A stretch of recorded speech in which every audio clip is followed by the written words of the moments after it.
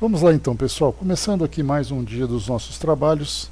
Nós estamos estudando o Livro dos Espíritos, livro 2º, Mundo Espírito dos Espíritos, capítulo 9, Intervenção dos Espíritos no Mundo Corpóreo. É um capítulo extenso, né, que nós temos trabalhado, mas tentando ali tirar o melhor proveito possível. O som está baixo para vocês, pessoal? Aqui aparentemente tudo normal. Vamos lá, se tiver algum problema aí, por favor, me avisem. Beleza.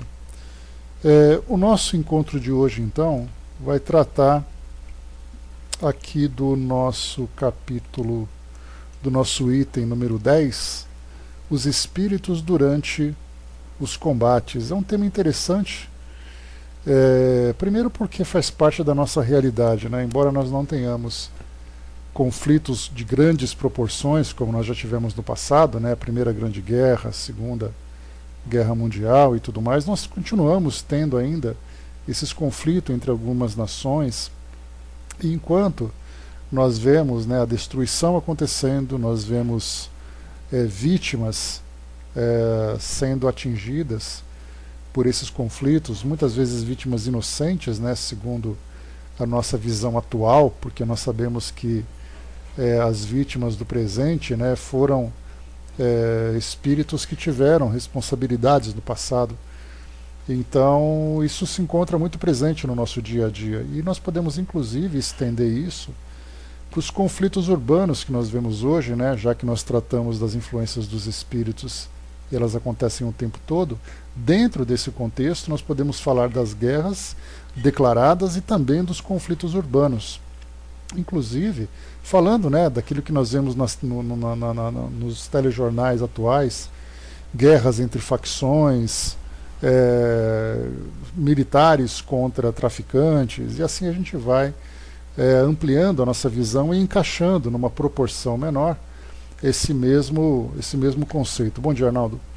Então, nesse nosso item número 10, os espíritos durante os combates, nós temos aqui algumas questões para trazer para nós esclarecimentos, mas eu queria, antes de começarmos, ler para vocês aqui um pequeno trecho de um livro muito interessante do nosso estudioso, né, sempre, Leon Denis. O livro aqui, então, deixa eu pegar para vocês. O livro O Mundo Invisível e a Guerra. Isso porque nós lembramos que esse livro ele foi escrito exatamente durante esse período da Primeira Guerra Mundial, ali por volta de 1916, desculpem, e a guerra aconteceu de 14 a 18, né, do início do século XX. Então, Leon Denis, quando escreveu esse livro, a guerra estava acontecendo. E ele traz, então, como o próprio título diz para nós, detalhes interessantes sobre o mundo espiritual, a visão dos espíritos, a influência dos espíritos, trazendo para nós, inclusive, que dois capítulos que trazem detalhes mais específicos sobre esse conflito. E depois a gente vai abordar aqui o Livro dos Espíritos. Então eu queria fazer com vocês, antes de começarmos aqui o estudo das questões do Livro dos Espíritos, nós vamos aqui fazer essa introdução, então, desse livro. Na introdução mesmo do livro, então, O Mundo Invisível e a Guerra, Leon Denis diz assim para nós: de 1914 em diante, lembrando, né, que no último domingo, no dia 11 de novembro aqui de 2018, nós tivemos a celebração dos 100 anos do final da Primeira Grande Guerra, né, da Primeira Guerra Mundial. Então, 100 anos, tivemos celebrações principalmente na Europa, relembrando, né, todas as tragédias, né, e sem dúvida nenhuma nós tivemos ali milhões de vítimas entre militares e entre civis, uma grande destruição. Tinha sido até aquele momento a maior guerra até então vista na história da humanidade, sendo superada somente depois pela Segunda Guerra Mundial.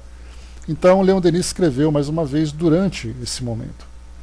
Isso mesmo, Braz, né? Quando a gente fala sobre essas influências durante esses momentos bélicos, de grandes perturbações. Como eu falei para vocês, a gente acaba estendendo a nossa visão e falando sobre guerras entre torcidas, falando entre guerras entre facções, guerras entre grupos políticos, enfim, os espíritos estão ali, desde aqueles que procuram amenizar esses ânimos e chamar a atenção dos envolvidos encarnados para essa realidade espiritual. Nós temos as influências espirituais que, infelizmente, negativas, né, que acabam levando para a intensificação desses conflitos.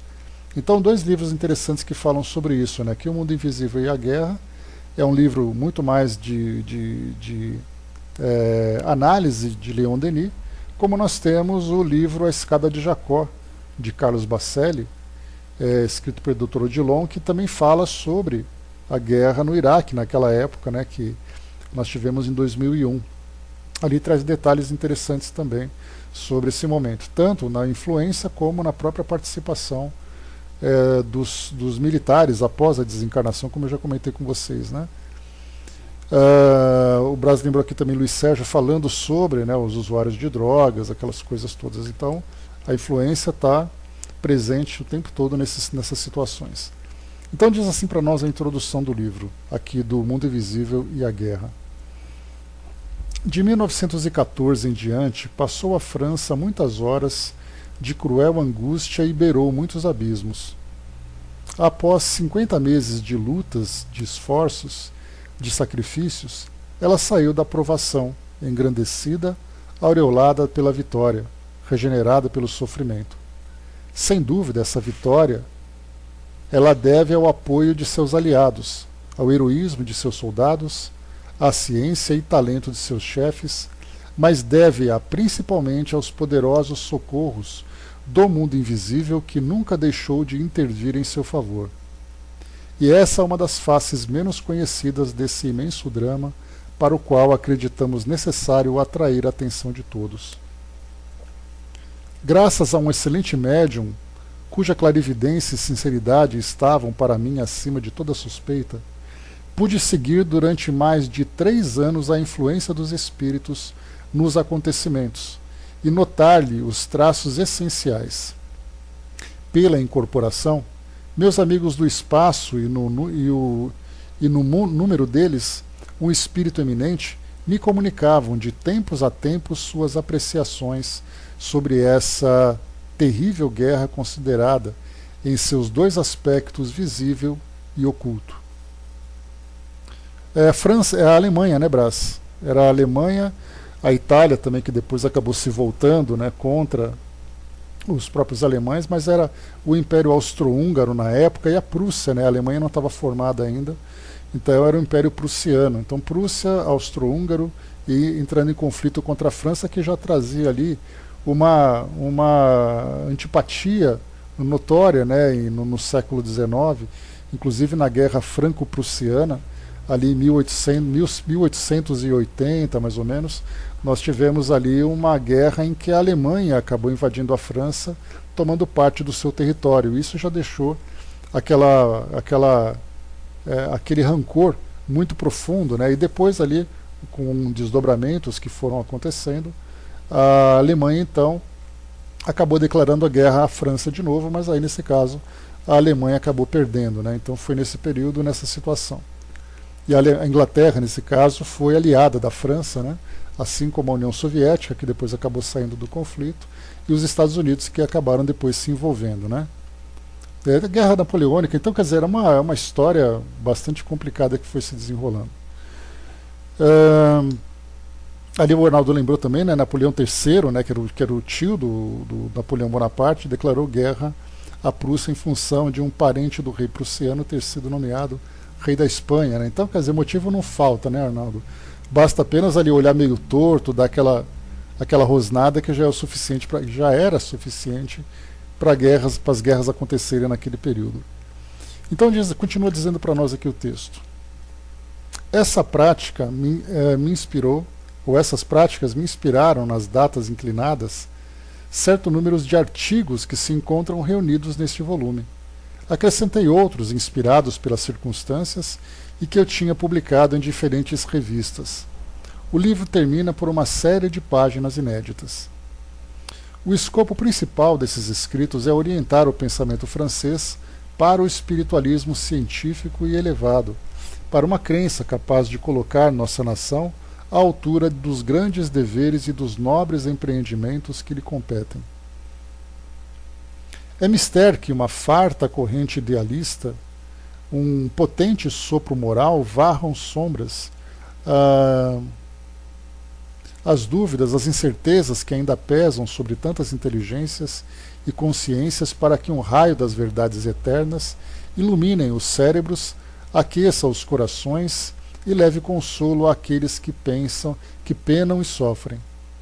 A educação do povo deve ser completamente confundida, de modo que todo se comunique a noção dos deveres sociais, o sentimento das responsabilidades individuais e coletivas e principalmente o conhecimento do fim real da vida, que é o progresso, a purificação da alma, o incremento de suas riquezas íntimas e ocultas. Cumpre, enfim, que estreita solidariedade una os vivos aos mortos, é que as duas humanidades da Terra e do espaço colaborem na obra comum de renovação e de progresso. Demonstramos, algures, a ação dos poderes invisíveis na história, mas nunca talvez essa nação se manifestou com mais esplendor do que queremos nos acontecimentos atuais em prol do direito e da justiça. Seria muito para lastimar que tão grave e grande lição se perdesse e que o homem permanecesse indiferente aos apelos e socorros do além. Devem esses, ao contrário, provocarem todos os estudos desse mundo invisível ao qual permanecemos cedo ou tarde, visto ser a morte apenas uma passagem e infinitos os nossos destinos. O passado da França está cheio de brilhantes períodos e páginas gloriosas. Seu futuro, porém, se anuncia com maior esplendor ainda, se lhe iluminar a alma o sopro do espírito que anima os mundos. Se ele regular e dirigir as forças vivas, as forças ascendentes suscitadas pela guerra e que nela vibram, ela poderá realizar obras que excederão o poder e o brilho a tudo quanto o gênio até hoje produziu. Então, essa introdução de Leon Denis, ela é importantíssima para nós porque ela começa então a chamar a nossa atenção para a oportunidade de aprendizado, oportunidade de estudo que é possível colher ou aproveitar nesse momento, em que nós temos um grande estudioso espírita estudando a relação do mundo espiritual com o mundo físico, exatamente durante um grande conflito, como foi o caso da Primeira Guerra Mundial. Então, como ele coloca para nós aqui, não poderia deixar de ser aproveitado, deixar de ser valorizado esse momento, embora ele fosse trágico para a sociedade de um modo geral, ele não poderia deixar de ser aproveitado pela extensão e pela intensidade da influência dos espíritos naquele momento sobre as sociedades envolvidas no conflito. Nós tivemos aqui então na página, no item, deixa eu pegar aqui rapidamente, no item número 8, ação dos espíritos sobre os acontecimentos presentes. Então, Leon Denis como ele colocou para nós aqui, esse livro, ele é uma coletânea de artigos que ele foi publicando durante 3 anos e depois também inserindo novos textos para enriquecer um pouco mais aqui esse trabalho. Mas nesse item número 8 em especial, que ele fala sobre a ação dos espíritos, sobre os acontecimentos presentes, esses acontecimentos presentes, como a gente já viu, era exatamente aqui a guerra que se desenrolava. Diz assim para nós: há 2 longos anos a guerra desdobra o seu drama medonho. A França sofreu cruelmente. A carga dos seus erros, leviandade, imprevidência, ceticismo, amor desenfreado pelo gozo, recairá sobre ela pesadamente. Não obstante, a França não poderia perecer. No correr das hostilidades, um espírito eminente nos declarava: os teutões orgulhosos, traidores e criminosos, não dominarão o mundo. Lembrando que os teutões, né, se referia exatamente àquele grupo, né, que forma a Alemanha.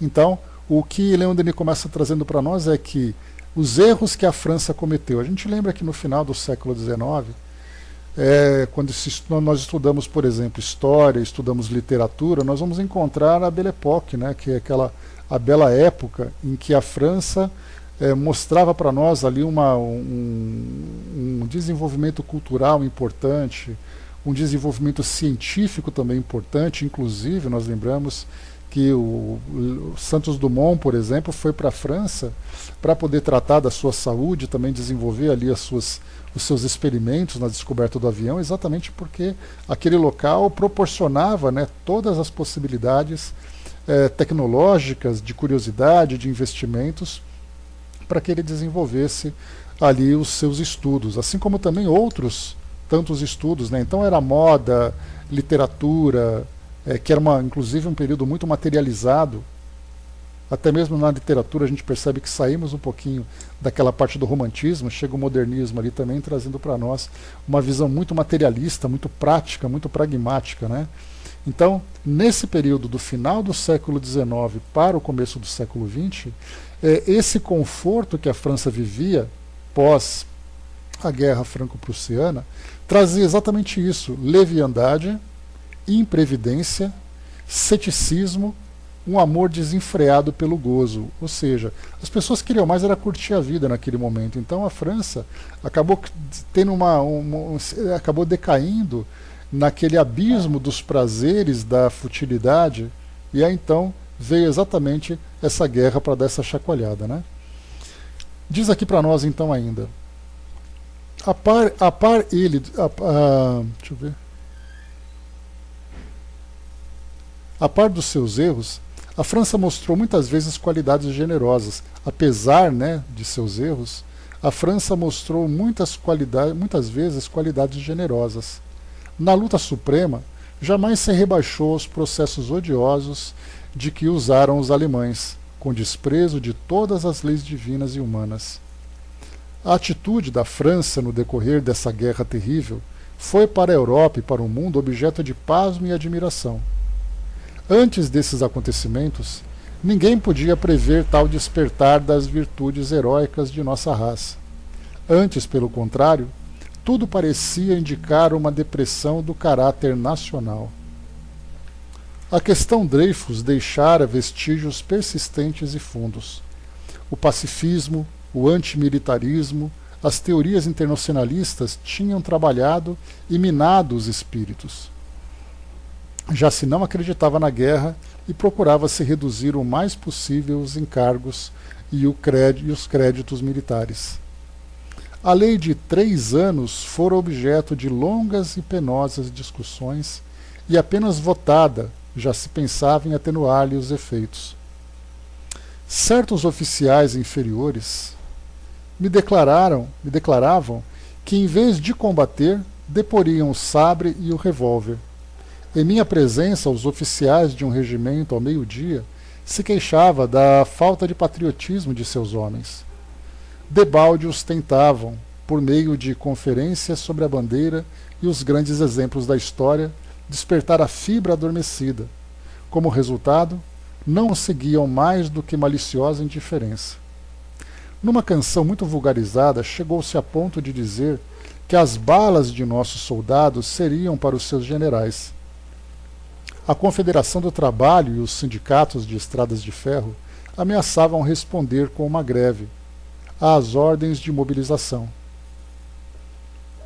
Rebenta a guerra e operam-se de súbito nos ânimos umas mudanças completas. Faça a mobilização com presteza, gravidade e precisão. Todos partem com o sentimento dos grandes deveres que vão cumprir, com a resolução de ir até o sacrifício, ato a morte. Deixam sem hesitação o lar, a mulher. Durante 2 longos anos, com muita firmeza de vontade que nada será capaz de enfraquecer, o soldado francês sustentará o embate do mais formidável exercício que jamais o mundo viu. Consciente de seu esforço e certo de seus meios, ele sabe que está servindo a mais nobre causa da pátria e da liberdade. A França patenteou-se ao mundo no seu verdadeiro caráter. Julgavam-na debilitada, diminuída, decadente. Alguns se atreviam a dizer que estava terminado o seu papel histórico. Ora, no decorrer dessa gigantesca luta, ela não teve uma hora de desmaio, de desânimo. As mais rudes provações, as dificuldades amontoadas, encontraram-na mais estoica, mais pertinaz em prosseguir a imensa empresa até o triunfo do direito e da justiça. No meio dos combates de dia e de noite, pelos quais ele frustrava os minuciosos cálculos e as infames combinações da tática alemã, apoderava-se do soldado francês um como frenesi místico. Debaixo da crepitação das metralhadoras, debaixo da tempestade de ferro e de fogo, nos jatos de flama e nas ondas de gás mortal, mostrou-se sempre valoroso, ardente, prometo para todos os grandes efeitos, para todos os esforços sublimes. Nesse grande drama, o mais terrível que a humanidade já viu, representa a França a força moral de nossa coligação. Foi a vitória do Marne que deteve o alure germânico e por muito tempo o conservou imobilizado, dando por esse meio aos aliados o tempo indispensável para preencher as lacunas de sua organização e remediar a sua imprevidência, e num esforço comum para reagir contra os aparelhos militares. Foi na França quem, em face de um imundo aterrado pela brutalidade alemã, do mundo aterrado pela brutalidade alemã, tomou e defendeu com seus aliados contra um adversário falaz, criminoso, desleal, a causa imprescritível da justiça, da verdade, da liberdade dos povos, o direito que tem todo homem de viver e morrer livre. Pode-se dizer que ela salvou a Europa do mais opressor dos despotismos. Assim ela impôs-se a estima, o respeito da história, dando, uma vez sinais, o seu sangue e o seu ouro pelo progresso e pela salvação da humanidade. Tão completa mudança, tão radical transformação, podem explicar-se somente pelo despertar das qualidades fortes da nossa raça, pelas recordações evocadas e pelos heróicos exemplos deixados em herança pelas gerações pretéritas. Certo que tudo há, porém há mais ainda. Queremos aludir ao socorro intenso das legiões invisíveis. Então Leon Denis ele traz para nós aqui uma prévia, né, do comportamento dos encarnados, do brio francês naquele período, a representação que ele tinha, né, dos aliados contra aquela atitude dos prussianos, dos alemães, né? Então primeiro ele traz aqui a visão, vamos dizer assim, meio que jornalística, meio como cronista daquilo que acontecia naquela época. Mas agora então ele vai falar sobre essa influência, a presença dessas legiões invisíveis durante esse conflito. Desde o começo da guerra, graças às instruções dos nossos guias, podemos acompanhar em todas as suas faces a ação dos poderes ocultos que combatem conosco pela salvação da França e pelos direitos da justiça eterna. Por sobre as nossas linhas, nas horas de batalha, paira o inumerável exército dos mortos, todas as almas dos heróis célebres ou obscuros que morreram em defesa da pátria. Nuns voos gloriosos, semelhantes a grandes aves, eles liberam-se sobre os nossos defensores, alentando-os na ardente luta, derramando sobre eles com energia todas as forças psíquicas, todos os fluidos adquiridos através dos séculos. Também tem chefes ilustres o exército invisível. À sua frente, os nossos médiuns videntes reconhecem Virgem Toruá, Joana d'Arc, Henrique IV, Napoleão, os grandes generais da Revolução e do Império. Este reconhecimento impressiona-os profundamente. cada um dos nossos chefes de exército duplica-se com o espírito poderoso que o inspira e o guia. Às vezes, todos esses grandes espíritos congregam e deliberam as suas resoluções. Transmitem por via de intuição aos generais comandantes, que obedecem quase sempre crendo que realizam os seus desígnios pessoais. Nas horas trágicas, o soldado francês tinha consciência desse socorro, sentia que o amparava uma força superior e o compenetrava da grandeza de sua missão. Ela lhe dizia que a sorte do pai estava nas mãos dele. Aos seus esforços, ajuntam-se as dos camaradas que sucumbiram, porque não dormem debaixo da terra os espíritos dos que ceifam há 20 meses a metralha alemã. Eles voltam a encontrar entre as multidões invisíveis cujas vagas imensas rebentam contra o inimigo.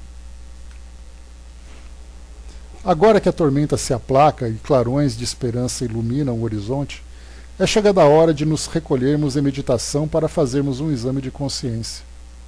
Nesse drama terrível que transforma o mundo, não nos toca nenhuma parte de responsabilidade?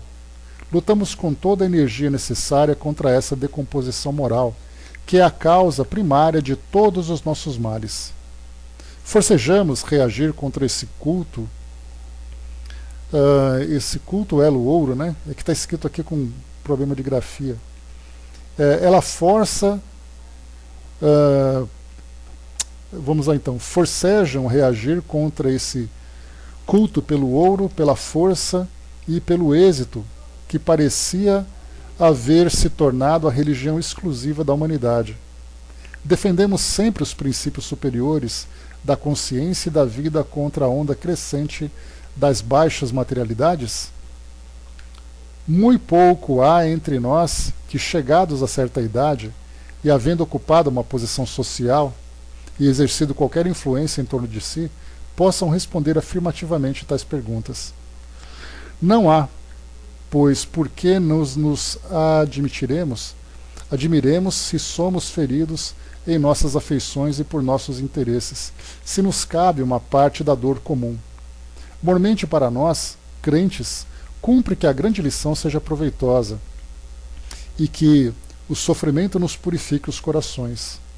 Sopro da tempestade que passa sobre o mundo deve avivar em nós a firme resolução de trabalharmos para o reerguimento moral de nossos pais, de despertarmos em todas as almas a noção das altas verdades, o sentimento da vida eterna e o pensamento de Deus. Cumpre, enfim, que se unam as vontades e as aspirações e que as preces ardentes dirigidas ao Pai pelos filhos criminosos se eleve da terra para o espaço. Cada vez mais nos atacávamos na matéria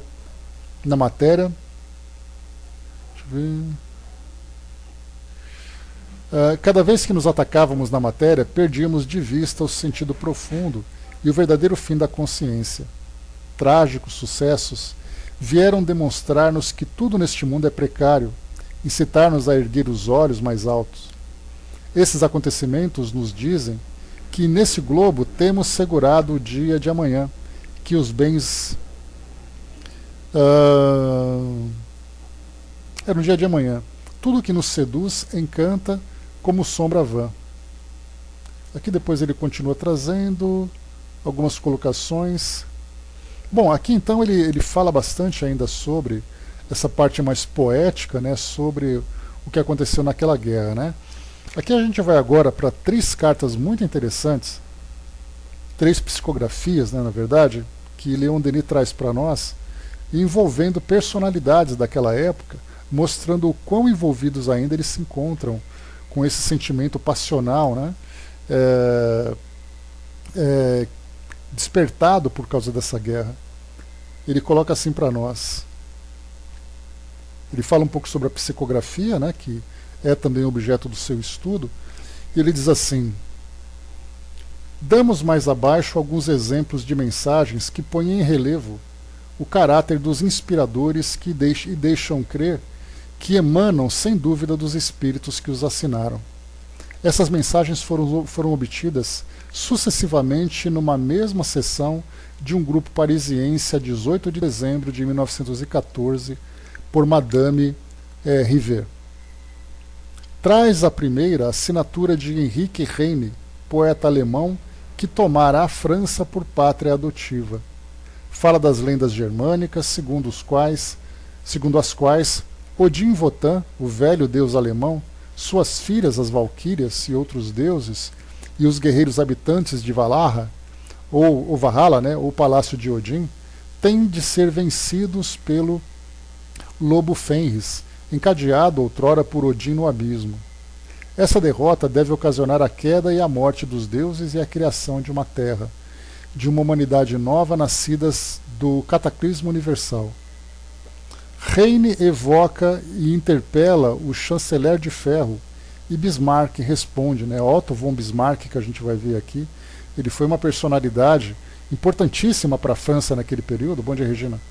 Importantíssima para a França naquele período, né? Pré-guerra. Lembrando que ele desencarnou em 1898, mas ele foi ali o principal responsável pela unificação da Alemanha, onde ele criou ali o chamado Segundo Reich, que era o Segundo Reino. Lembrando que Hitler, durante a Terceira Guerra, ele queria criar o Terceiro Reich, que era o terceiro grande império alemão. Então Bismarck ele foi ali uma personalidade muito importante. E depois, Frederico III, o pai de Guilherme II, pronuncia-se como juiz entre as teses tão opostas sustentadas pelos dois alemães. Faz tristes prognósticos sobre os resultados da obra de seu filho e sobre a sorte da Alemanha.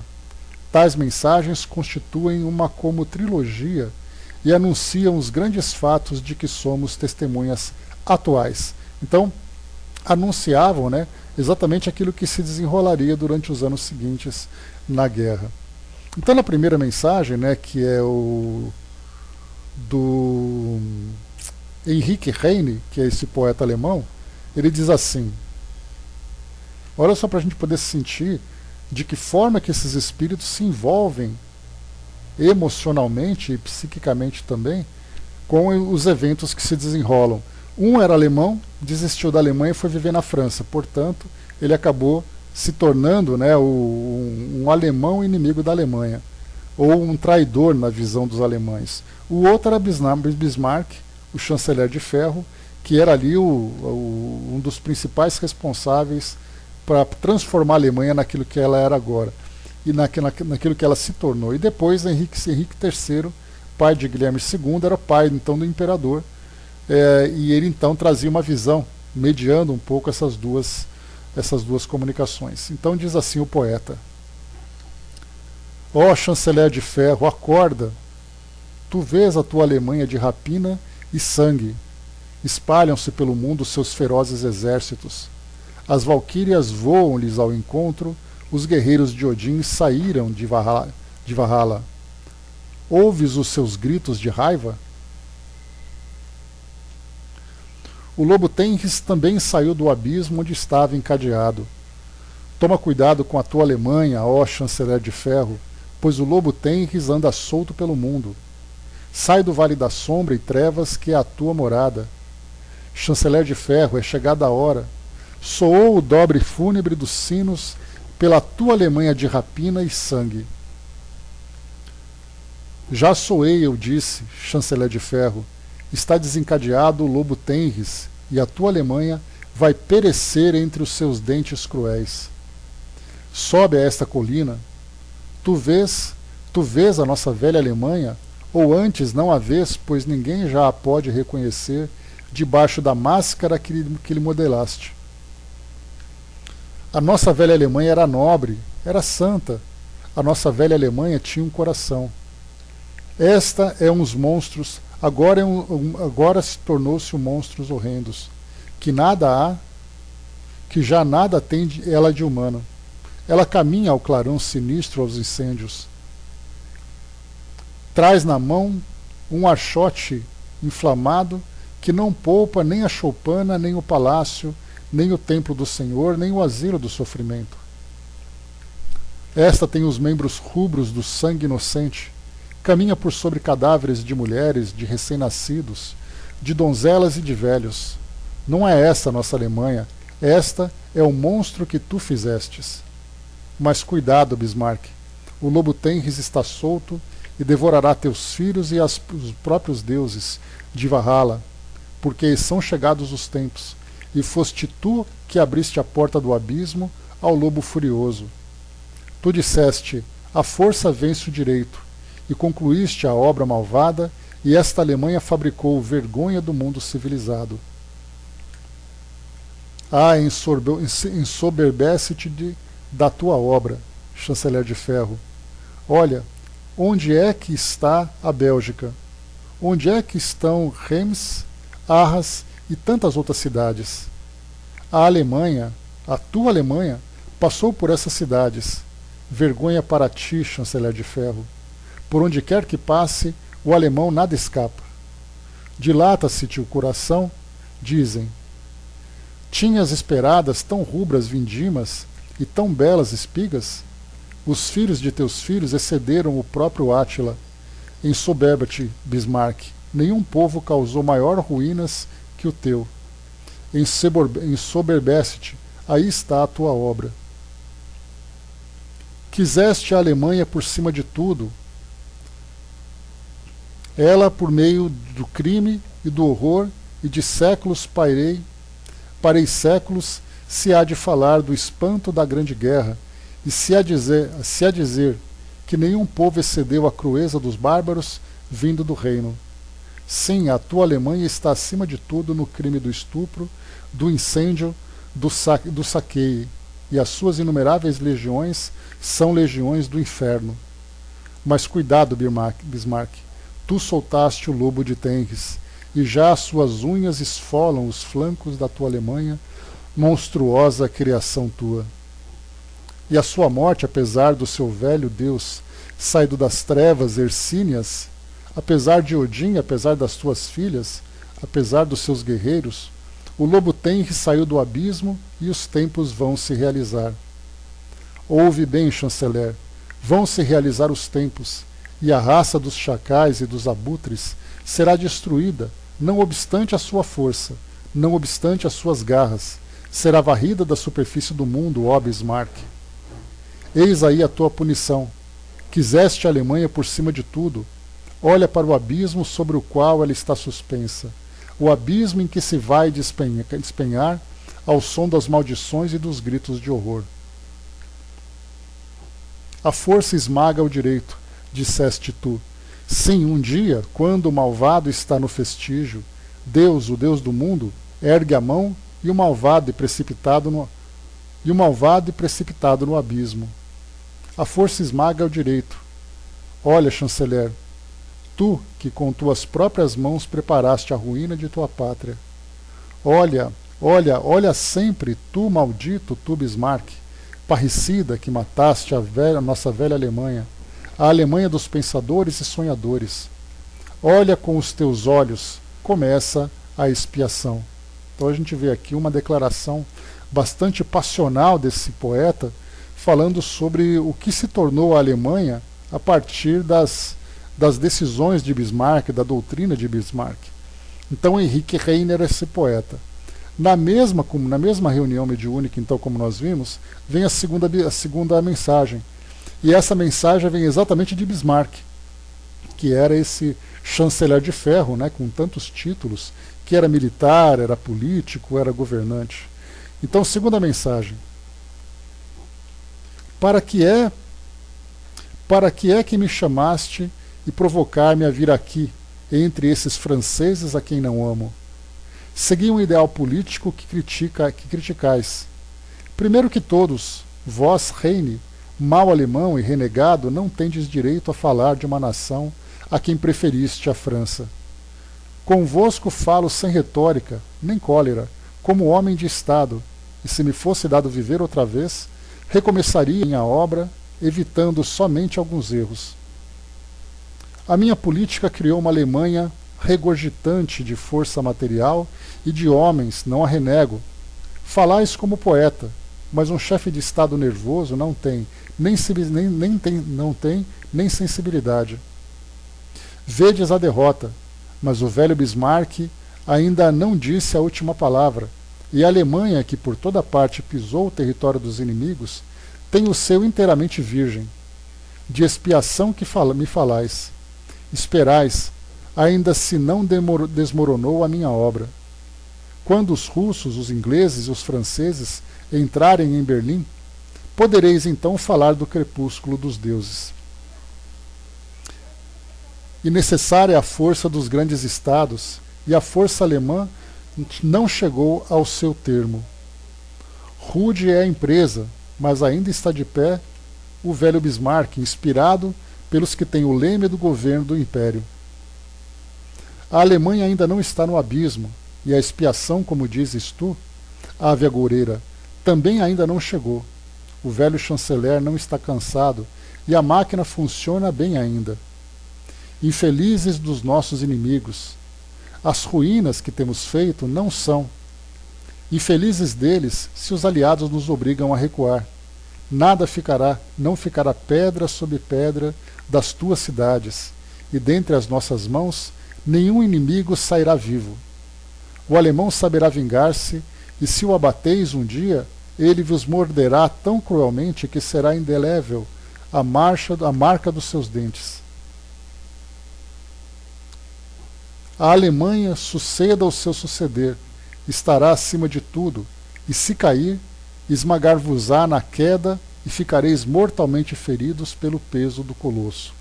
Assinou aqui Bismarck.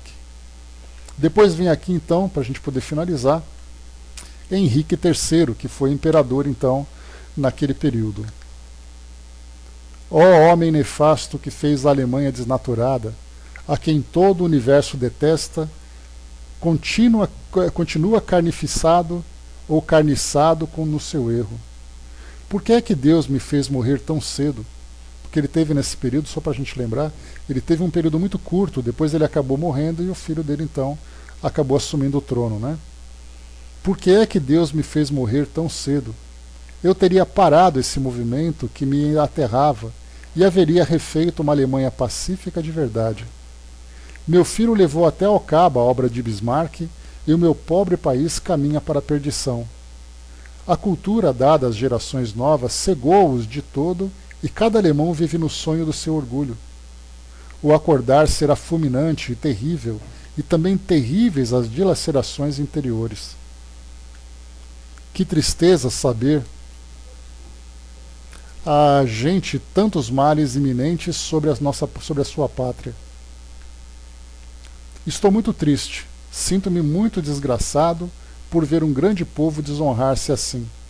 Mas é preciso esta horrível guerra para depurar a raça alemã e preparar a sua evolução. Esperai, ó franceses, e dai-vos por ditosos, não obstante os males de que padece o vosso país, por não haverem nascido alemães, e por pertencerdes à mais generosa nação do mundo, que tem piedade até dos deuses criminosos inimigos.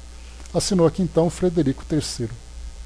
Então, o que eu queria trazer para vocês, nesse trecho, dessas mensagens que foram sendo apresentadas, primeiro aqui o trabalho que Leon Denis fez, né, com suas pesquisas, e também as experiências, né, de psicografias, de psicofonias, analisando também a evidência de muitos médiums que estavam ali presentes durante esse conflito. Então nós vimos aqui as mensagens, né, desculpem porque o texto estava assim um pouco truncado e não dava para a gente ler continuamente, né, quem fez a digitação acabou não seguindo fielmente o que tinha no livro. Mas deu para a gente poder perceber primeiro a visão de médiums falando sobre a influência de grandes lideranças. E certamente também Leon Denis pôde acompanhar através desses médiums, né, a presença de muitos espíritos sobre os próprios soldados, né, durante os combates. Depois nós vimos aqui essas três comunicações, de um poeta, de um líder militar e de um imperador. Três personalidades que davam ali uma visão ainda muito ligada aos eventos que aconteceram no mundo físico. Lembrando que Bismarck desencarnou em 1898 e em 1914 ele falava da Alemanha e falava da guerra de uma forma muito atual. É como se ele não tivesse se desvinculado em absolutamente nada daquele conflito. E da mesma forma também o próprio poeta, né, da forma como ele se colocou. Então nós vimos aqui dentro de uma realidade, é claro que nós esperávamos uma descrição clara e absoluta dos espíritos intervindo nas decisões dos encarnados, mas deu para a gente poder acompanhar um pouco daquilo que se passa no mundo espiritual, sejam de espíritos comuns, sejam de lideranças, a influência, a intensidade da influência sobre os encarnados. Nós tivemos ainda mais duas fontes importantes também que vão trazer para nós essas descrições. Primeiro, o livro que eu falei para vocês, né, de Carlos Bacelli, são 3 fontes ainda importantes. Do Escada de Jacó, que vai contando os desdobramentos da Guerra do Golfo em 2001, quando o Iraque invadiu o Kuwait, aí os Estados Unidos e os aliados expulsaram, né? Vocês se lembram desse período, na época de George Bush, né? O George Bush pai, né? Naquela época em que houve toda aquela tragédia no Oriente Médio. Então nesse livro ele traz um pouco, e é interessante que ele comenta numa das passagens do livro, que até está disponível para quem quiser, ou tem em audiobook, ou tem também no próprio livro impresso aqui na internet para quem quiser conhecer um pouquinho mais. Ele fala sobre a dificuldade que os espíritos têm em influenciar os líderes mundiais, os espíritos mais nobres, né? Influenciar esses líderes mundiais para que eles sejam então demovidos dessa intenção de criar qualquer tipo de guerra. E aí eles comentam exatamente da grande dificuldade que eles encontram pelo fato inicialmente desses líderes estarem motivados para criar aquela guerra. De um lado, na época era o Saddam Hussein, vocês se lembram, o desejo dele era invadir o Kuwait e tomar posse daqueles poços de petróleo. Por outro lado, os Estados Unidos querendo defender o Kuwait, mas que tinha por interesse defender também a fonte de petróleo do Oriente Médio. E assim nós vimos que a motivação que se tinha naquela época não era uma motivação humanitária, era uma motivação econômica, porque eles tinham que proteger ali fontes de riqueza. Aliás, nós sempre lembramos, né, os historiadores falam muito sobre isso, que são 3 causas principais para a guerra: territórios, riqueza e religião. São os 3 motivos que levam grupos em guerra em toda a história da humanidade. Então, naquele período, nós tínhamos aquele momento de defesa de interesses. Então, por mais que se falasse sobre a fé, se falasse sobre Deus, sobre a espiritualização dos homens, de nada adiantava. Mesmo que esses homens, de um lado, né, das religiões, nesse caso os Estados Unidos, a gente lembra daquele período, né, nós temos ali uma predominância da igreja evangélica. Então, nós tínhamos os líderes daquela sociedade evocando Deus a partir da sua fé para que protegessem seus homens e desse a vitória da guerra. Por outro lado, lá no Oriente Médio, muçulmanos evocando então Alá para que também protegesse e dessem para ele a vitória. Então, os 2 grupos evocando Deus, mas tendo interesses absolutamente materialistas, né? Então, por isso nós temos aqueles espíritos nobres tentando demovê-los dessa intenção de causar guerra, que sem dúvida nenhuma vai ser algo bastante trágico. E por outro lado, nós temos aqueles que instigam cada vez mais essas guerras. Tanto aqueles indivíduos comuns que foram para a guerra no campo de batalha, quanto as lideranças que estavam ali organizando as guerras. Empresários, políticos, militares, né, todos eles sendo diretamente influenciados pelos espíritos.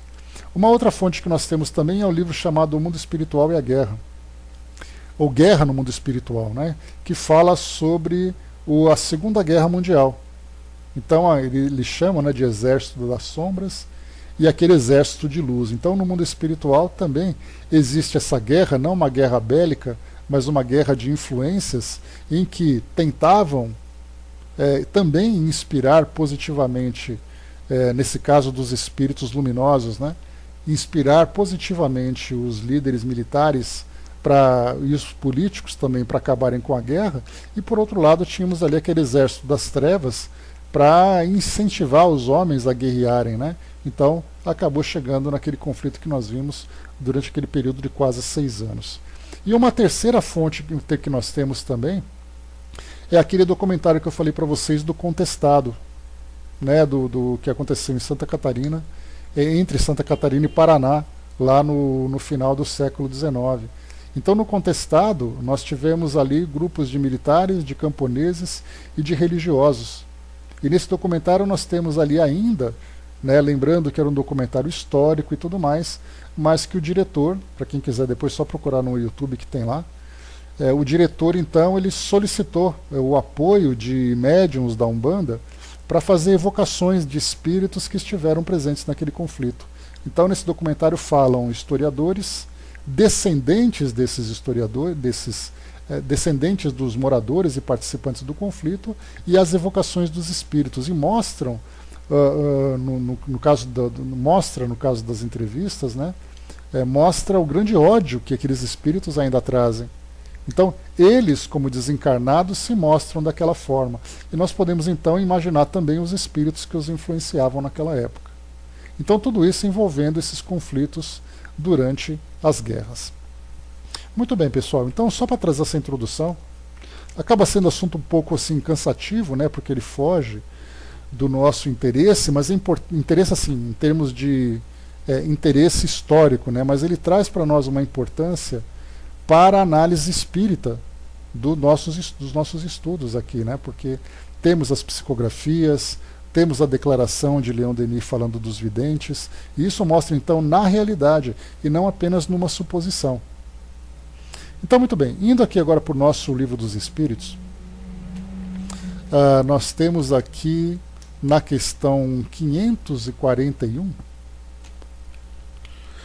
me deixe só um instantinho aqui, por favor. Na questão número 541, a primeira pergunta de Kardec aqui: numa batalha, há espíritos que a assistem e que amparam cada uma das forças em luta? A resposta: sim, e que estimulam a sua coragem. Comentário de Kardec: assim os antigos nos representavam os deuses tomando partido por este ou por aquele povo. Esses deuses nada mais eram do que os espíritos representados por figuras alegóricas. Então, a gente vai agora, aproveitando aqui o comentário de Miramês a esse respeito, ele traz para nós aqui na questão, então, 541, durante os combates, diz o seguinte para nós: durante os combates, em plena guerra ou revolução interna de um país, existem muitos espíritos assistindo e outros tantos ajudando nas lutas, ao passo... Só um instantinho...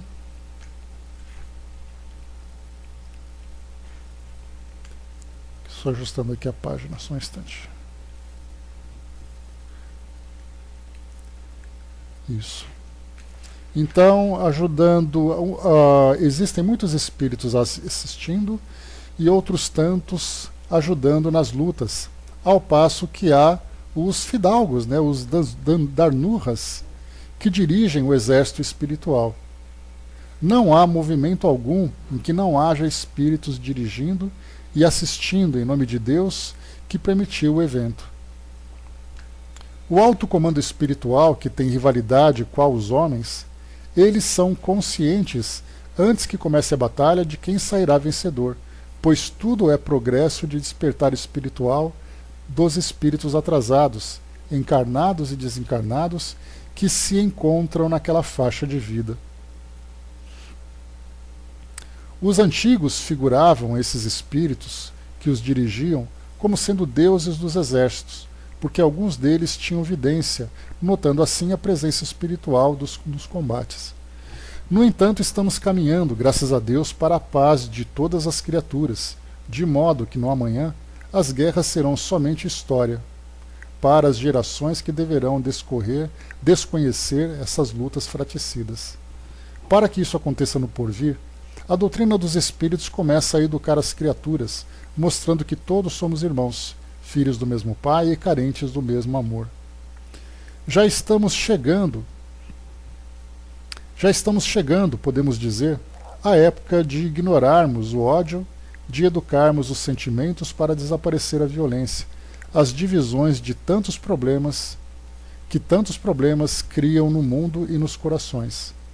Se as guerras resolvessem os problemas das criaturas, não existiriam mais fome, nem doenças, nem dor. Tudo isso continua, pois a solução dos infortúnios não virá pelos progressos, pelos precessos do orgulho e do egoísmo. Somente Jesus traz as respostas dos céus a todos nós, para instalar a paz no mundo e nos corações dos homens, por um estado de vida que se chama amor. As guerras não cessaram ainda, porque elas vibram em nossos sentimentos. As criaturas vivem em plena guerra dentro de si, nas famílias e mesmo nas comunidades. São irmãos fazendo irmãos sofrerem. São perseguições contra a flora e a fauna. As matanças em todas as direções são guerras, provando que o homem em si é belicoso. Quando o Evangelho começar a se irradiar em todos os corações, o mal, a desarmonia, desaparecerão como por encanto, sem que tais distúrbios deixem saudades em alguém. Começa a instalar a paz nos seus pensamentos, na tua fala e nos seus gestos, que ela se transformará em força divina para inspirar todos os reinos da natureza, inclusive os que ignoram a fonte de luz que os criou. Parece que os homens das guerras regridem ao estado de feras, e os próprios espíritos ignorantes continuam no mundo espiritual o combate, de modo a fechar os ouvidos à voz do pastor. Bem-aventurados os mansos e pacíficos. Quem está destruindo oportunidades valiosas é a árvore má, a planta daninha que deve ser arrancada pela raiz e lançada ao fogo de duros sofrimentos. Vê o que Jesus disse: não pode a árvore boa produzir frutos maus, nem a árvore má produzir frutos bons. Quem trabalha para a paz, terá paz. Quem trabalha para a guerra, terá guerra. Então aqui, o que nós temos, né, nesse depoimento, nessa colocação de Miramês, traz para nós essas reflexões sobre a causa das guerras e, consequentemente, também o estado íntimo de cada indivíduo que se envolve nesses conflitos. Na questão 542, diz aqui para nós Kardec: na guerra, a justiça está sempre de um lado. Como os espíritos tomam partido a favor do errado? Inicialmente a gente lembra também, quando nós falamos sobre as guerras, vamos dizer assim que a guerra se justifica na defesa daquilo que se entende por justiça, mas a forma como ela se desenvolve é a forma errada. Então, na verdade, busca-se a coisa certa do jeito errado. Porque quando nós temos, por exemplo, no caso que Leon Denis coloca para nós aqui, né, a grande presença de espíritos reconhecidos, né, pela sua elevação espiritual, ajudando na defesa daquele país, percebendo exatamente um país que foi invadido por outro por interesse material. Então, na verdade, era necessário repelir esse povo, esse país, em defesa do patrimônio, em defesa das pessoas, principalmente. Então a guerra se fez como uma única causa que eles encontraram, a única forma que eles encontraram, na verdade, de resolver aquela questão. Mas as consequências certamente serão e sempre foram, né, dolorosas para todos, né? Então, quando nós falamos aqui sobre a questão da justiça, diz assim: numa guerra, a justiça está sempre de um lado. Como os espíritos tomam partido a favor do errado? Sabeis perfeitamente que há espíritos que só buscam a discórdia e a destruição.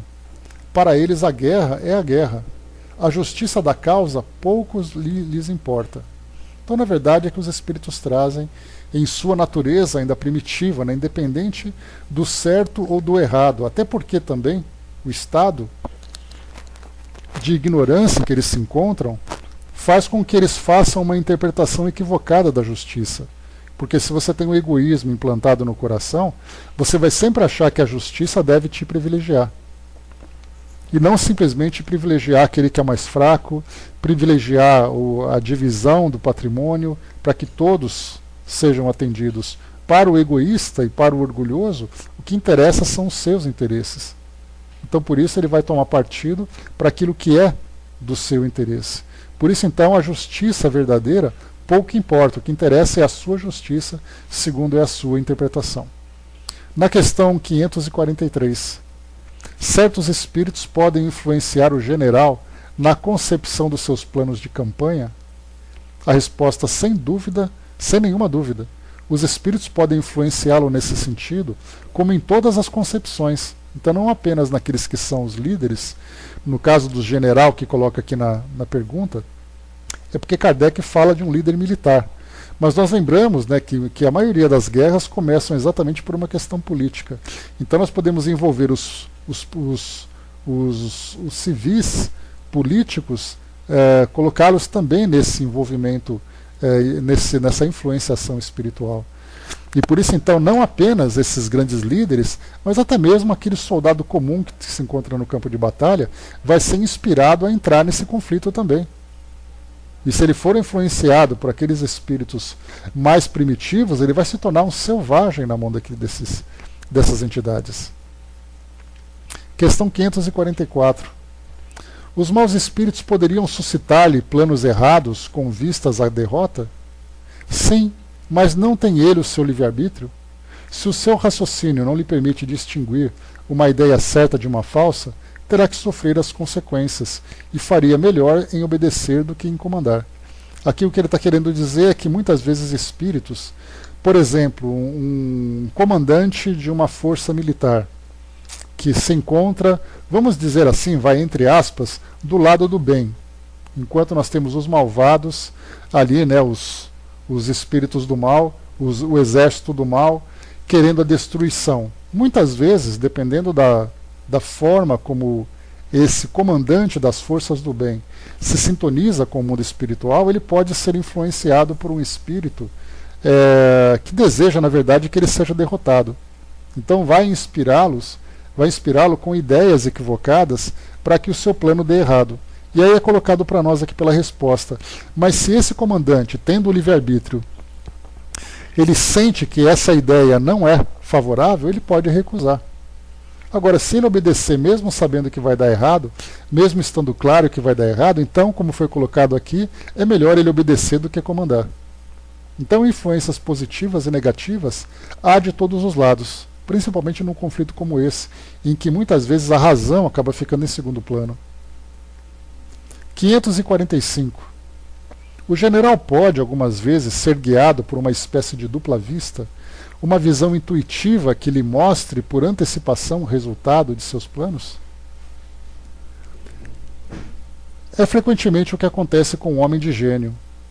É o que ele chama a inspiração e lhe permite agir como uma espécie de certeza. Essa inspiração lhe vem dos espíritos que o dirigem e se servem das faculdades de que ele é dotado.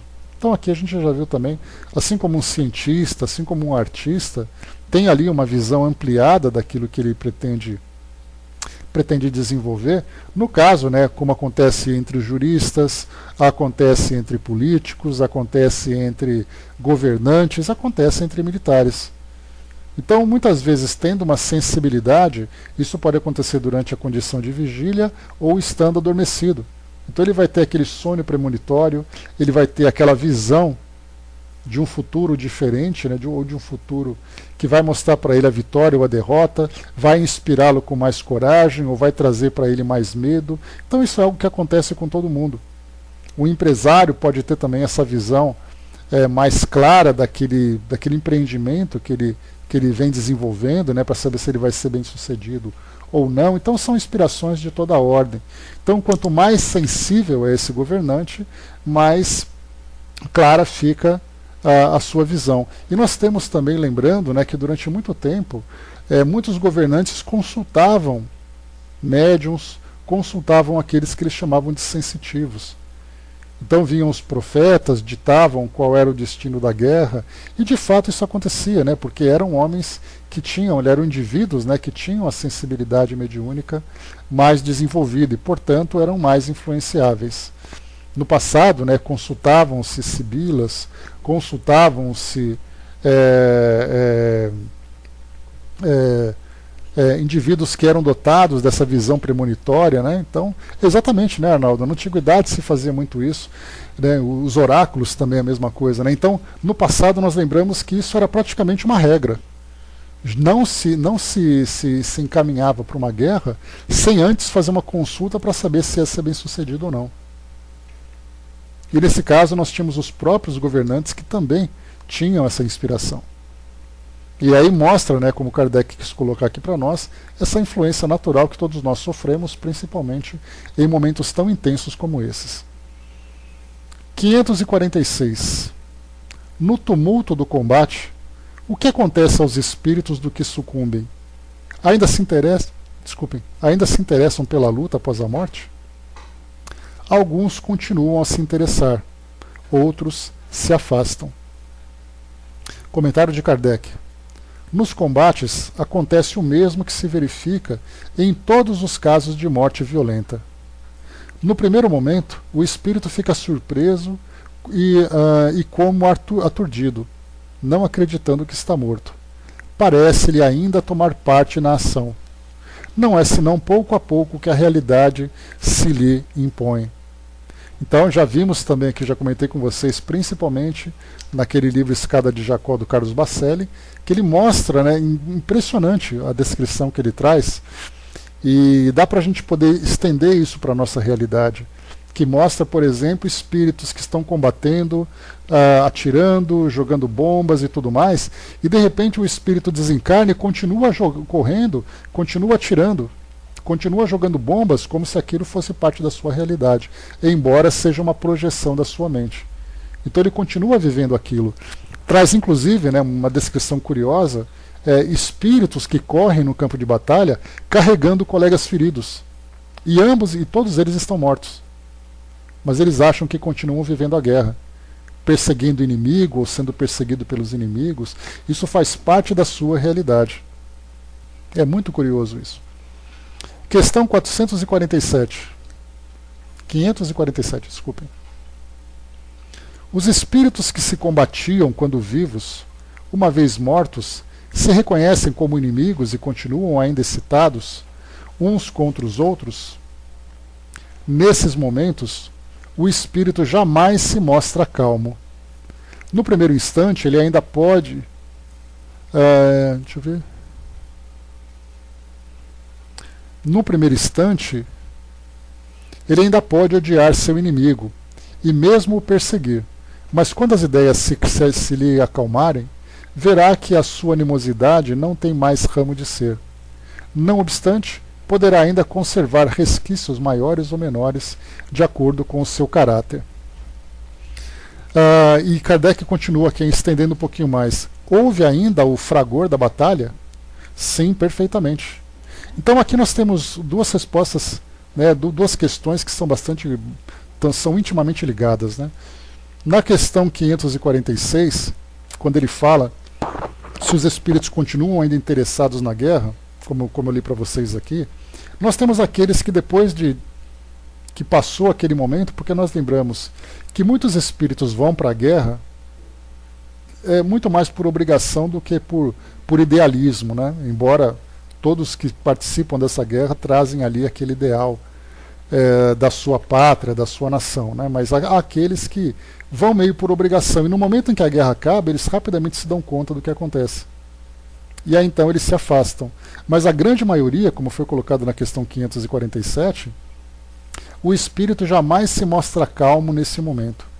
Então essa perturbação, essa desorientação que ele tem da realidade, não sabendo mais diferenciar uma coisa da outra, porque assim que acontece, né, nós lembramos, por exemplo, para podermos ilustrar, o filme O Sexto Sentido.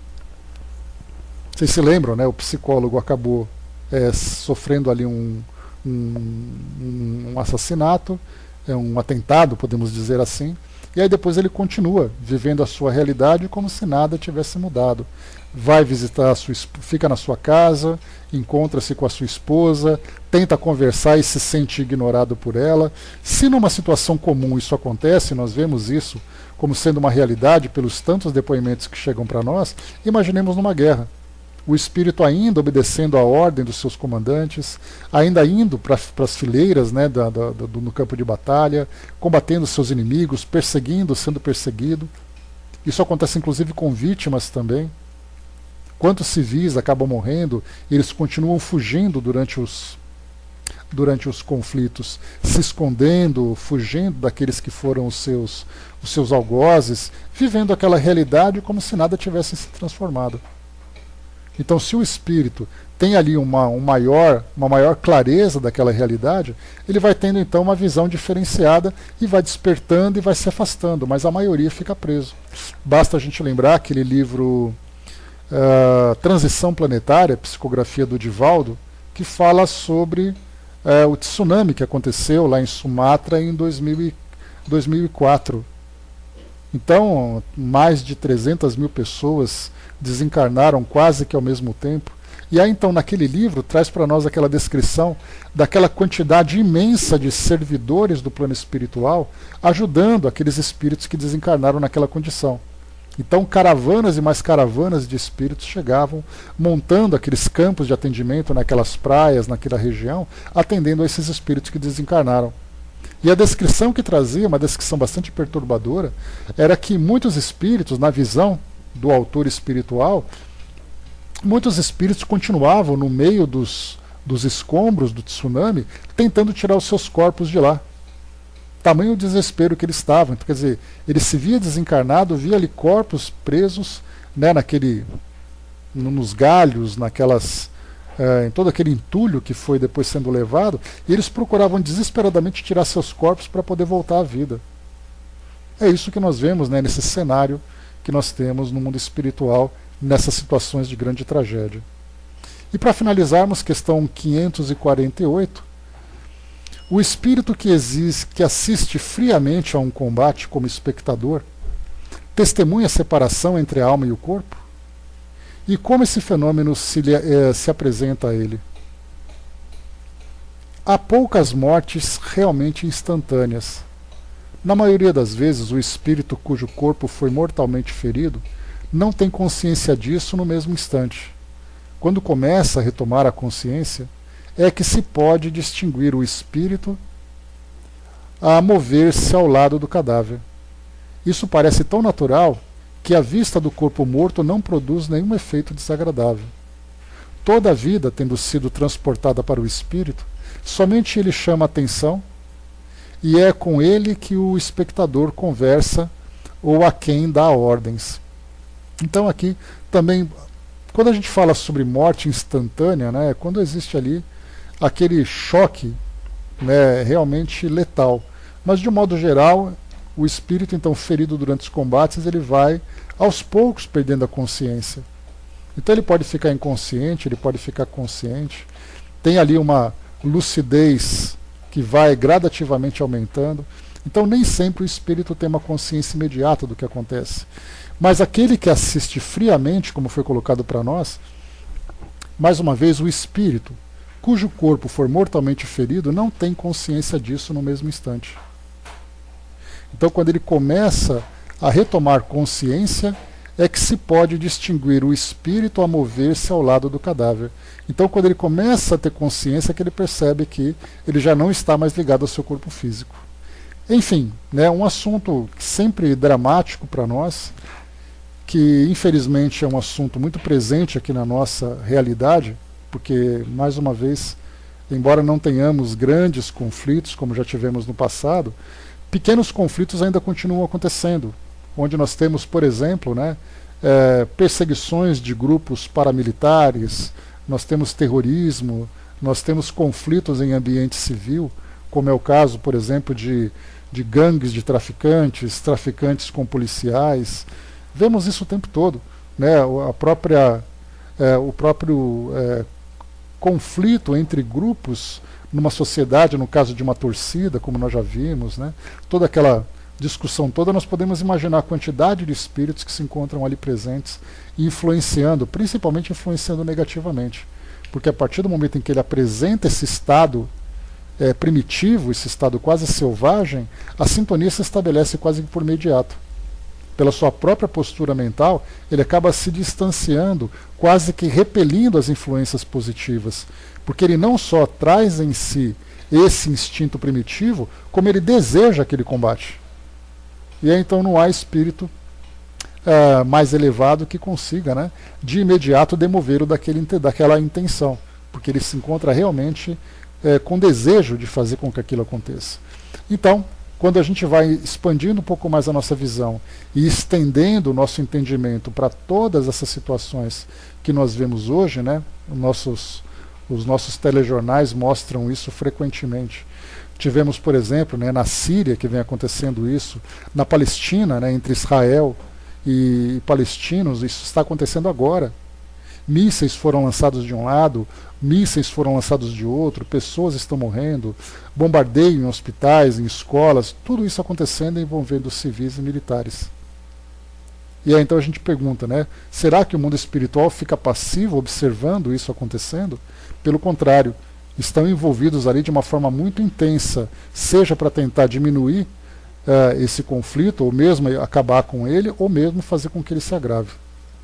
Para muitos espíritos, né, o que vale é ver ali o circo pegar fogo, né, como se diz popularmente, porque eles querem fazer parte disso, eles gostam disso.